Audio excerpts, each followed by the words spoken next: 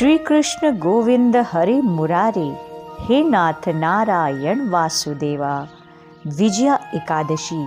जी हाँ मित्रों, फाल्गुन मास के कृष्ण पक्ष की एकादशी विजया एकादशी के नाम से जानी जाती है। आइए जानते हैं विजया एकादशी व्रत के बारे में संपूर्ण जानकारी।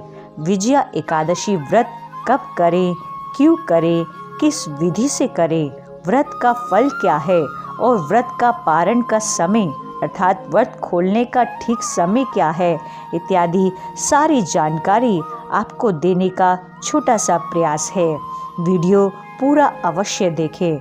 जैसा कि हमें ज्ञात है कि पूरे वर्ष में 24 एकादशी होती हैं और जब अधिक मास आता है तो 26 एकादशी हो जाती हैं और प्रत्येक मास में 2 एकादशी आती हैं, कृष्ण पक्ष और शुक्ल पक्ष की एकादशी।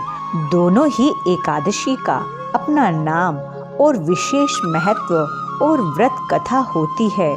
चूँकि एकादशी तिथि श्री हरि विष्णु जी को अति प्रिय तिथि है, इसलिए इस दिन विशेष रूप से श्री हरि विष्णु जी की पूजा की जाती है। श्री विष्णु सहस्त्रनाम स्तोत्र का पाठ भी एकादशी तिथि पर अवश्य करना चाहिए।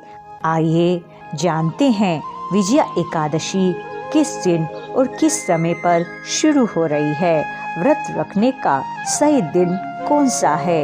एकादशी का आरंभ 16 फरवरी 2023 गुरुवार के दिन सुबह 5:32 पर हो जाएगा।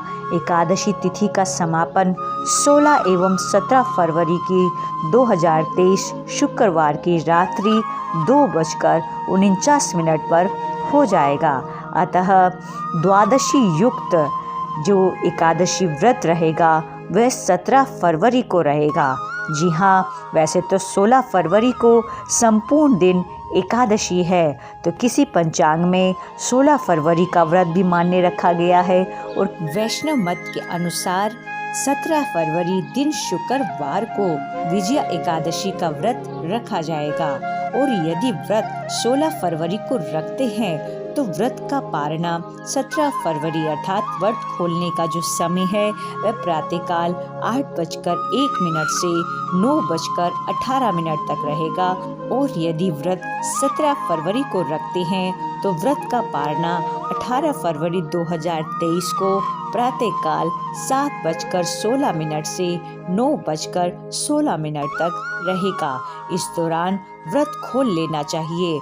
और यदि अगले दिन आपने कोई और व्रत करना है, जैसे कि इस बार 18 फरवरी को महाशिवरात्रि भी है, यदि आपको महाशिवरात्रि का व्रत प्रदोष का व्रत रखना है तो आप फल या फलाहारी वस्तु के द्वारा व्रत का पारणा कर सकते हैं। और जो भक्त जन एकादशी व्रत रखते हैं उन्हें दशमी से लेकर द्वादशी तक कुछ विशेष नियमों का पालन अवश्य करना चाहिए। दशमी के दिन एक समय भोजन करें तथा दशमी और एकादशी के दिन चावल का सेवन बिल्कुल निषेध है। दशमी और एकादशी के दिन प्याज, लहसुन, मांस, मदिरे का सेवन भी बिल्कुल त्याज्य है। मसूर की दाल और कटहल की सब्जी का सेवन भी नहीं करना चाहिए। दशमी और एकादशी के दिन पराये अन्न का सेवन भी नहीं करना चाहिए। अर्थात यदि आप किसी से कुछ लेते हैं तो फलस्वरूप आपको कुछ देने भी अवश्य चाहिए। एकादशी के दिन प्रातःकाल जल्दी उठकर श्री लक्ष्मी नारायण भगवान की पूजा करनी चाहिए। बाल कृष्ण भगवान की पूजा करें। प्रभु तो भक्त वत्सल हैं, अपने शरणागत भक्त के तो बड़े से बड़े अपराध को भी प्रभु क्षण भर में दूर कर देते हैं। एकादशी के दिन सर्वोपरि भोग जो रहता है वह देसी गौ माता का दूध। जी हाँ, आप दूध से सामक के चावल की खीर बनाकर श्री हरि को भोग लगाकर स्वयं प्रसाद रूप में प्राप्त कर सकते हैं।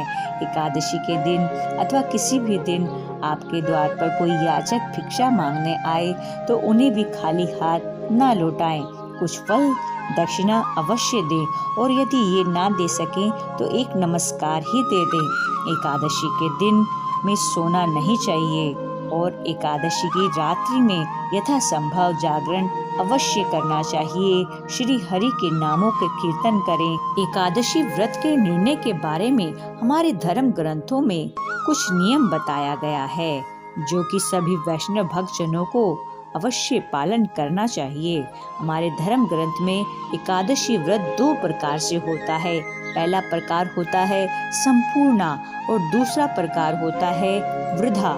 संपूर्णा एकादशी व्रत में पूरे दिन एकादशी होती है, यानी इस तिथि में अन्य किसी तिथि का समावेश नहीं होता।